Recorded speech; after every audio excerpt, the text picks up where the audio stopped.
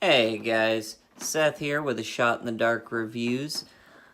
I have something that I'm super excited to review today. It's something that I've had for a couple of days now, and I want to give a shout out to Zero Air.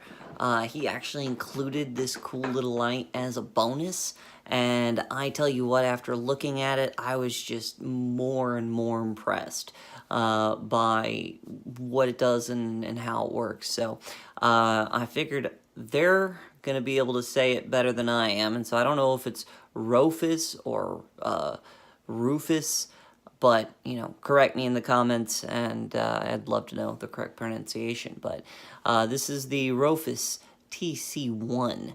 So this is powered by a 10180 battery, which is so little. I mean, it's 10 millimeters wide, and it's 180 millimeters long. It's just absolutely tiny. It's 120 lumens, rechargeable. The tail is touch switch. It's running a G3, an XP G3 LED. It's got the nifty tear optical lens that's on it. And in the back, this is not a twist like I've seen before. This is not a clicky. This is not a side button. This has this really cool touch switch that I'm really impressed with. And I'll go over it when I pull the light out. It is USB rechargeable, and it comes with the USB cable. It does have 3 brightness levels. It's a very basic UI, but it does a lot for the fact that it only has a touch interface. And there are a lot of things about this that I like. Built-in battery detection. Incredibly small, 15.5 grams with the battery. So this is absolutely a keychain light, and from playing around with it, I'd say it fits the bill wonderfully. It is definitely small. It has a lockout function so that you don't accidentally click it on, although I will say it's hard to do. So that's a nice feature. They just pack so much into such a small package. And, I had never heard of this or seen this before, but it's a really, really cool little light. So I wanted to show the specs from the Rofis Light website first before showing you the light. You get a basic outlook of what the light does by looking at that, but now I wanted you to see that first so that you could then actually see the size of this light. So this is it. This is the whole shebang here. There is not a lot to it. It's a very basic box. Gives you specs and run times, water and drop resistance, which is nice in a keychain light because, you take your keys everywhere. Information about the light specs, basically everything that you would need or have interest in knowing gives it all right there on the package. It's nothing special, but I tell you what, they cut corners where they can so they can put the money into the light. So this is it. And I know I'm geeking out a little bit here because, this is the least powerful light that I have, but look at this thing. I mean, it is just tiny. It's individually serial numbered, which you normally don't find on an inexpensive keychain light unless it's some type of limited run. I mean, it's incredibly well machined. The weight feels good. It's not too heavy, but you can feel that some craftsmanship went in there. The little added flutes are a nice bonus. And check out that optic. I mean, that lens that's on there is the perfect diffuser, and you're going to see that here in a second. I mean, this thing is set up great for capstans.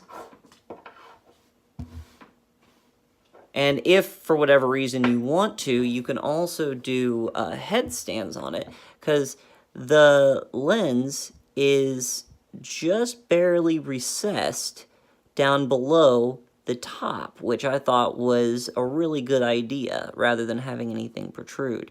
To charge it, you unscrew it. The threads feel super nice. It looks like an all brass enclosure here that have the threads, which is a really cool change from aluminum. And this top part just slides out and reveals a micro USB, which is, I mean, it is perfect for this kind of light, because something like this you're going to have with you all the time with your keys, and you're going to end up probably using it more than you think, and it's perfect to just be able to set your keys down, plug it in, charge it up, and then grab your keys when you're ready to go, head out next.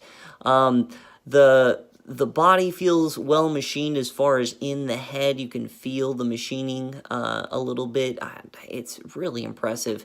The threads are nice. They're not greased, but you can feel a really good seal when you completely tighten it. I mean, this isn't going to accidentally unscrew. So that's really cool. I have not looked... I'm not going to break it, but I have not looked into it enough. I do not believe it is a user replaceable battery, but I could be completely wrong on that. To be honest, I like it so much that I don't want to mess with it. So it might be a user replaceable battery, it might not, but I don't see a straightforward way of loosening it to get to the battery. But, that is not a lot of chargers out there will charge a 180. So that's one aspect of it. You don't need a dedicated charger for this, and I don't really see the purpose of removing the battery in this particular light. So let me show you this UI. This is by far the coolest selling point on this thing.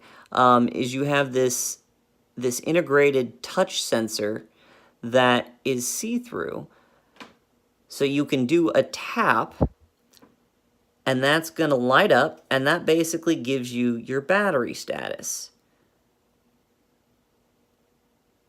Breathing, I believe, means that it's 80%. Solid blue is going to mean that it's 100%.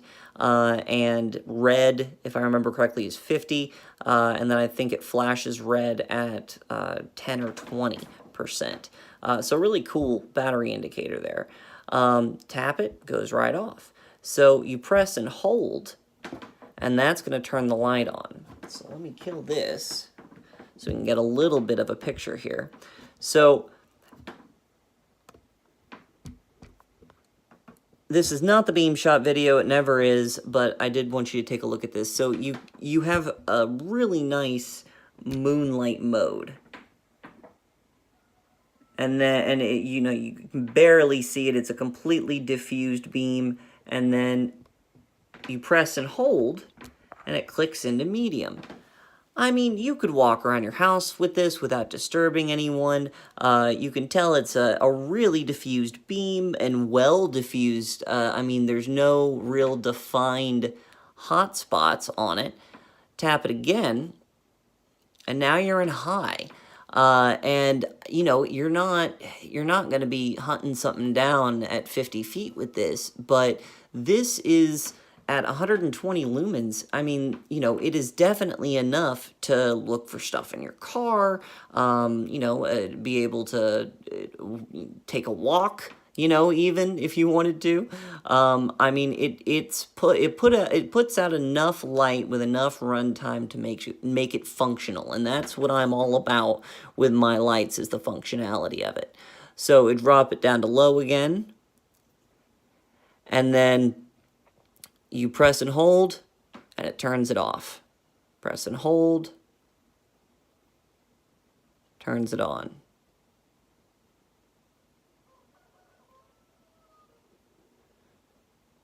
Now, sorry, I got invested in my own play there. Now, there is a lockout feature, too, which I like. This is going to be difficult to accidentally turn on. And if it's hanging from your keys, usually you're going to notice it. But obviously, mistakes happen. So the lockout feature is really cool. If you hold your finger on it, it'll flash twice, and now it's locked out. You see no response, no breathing, no battery check. I mean, look at that LED.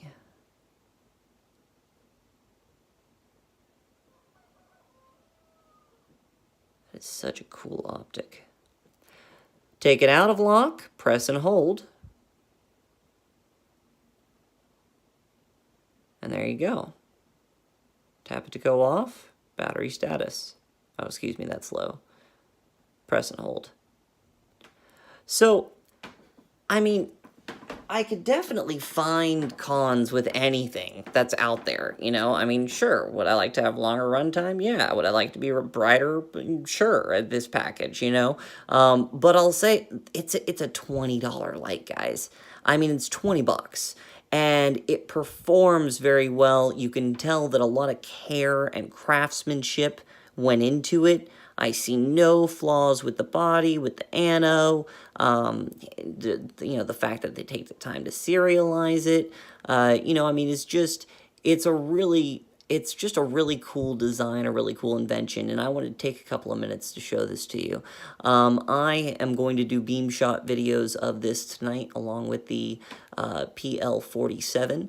So that is the Rofis TC1. And if you have any questions, comments, etc., feel free to reach out in the comments below. Also, if you wouldn't mind liking and subscribing and clicking on the little bell, again, I am told that that is how good things happen, so much appreciated. Anyways, you guys have a great rest of the afternoon, and stay bright.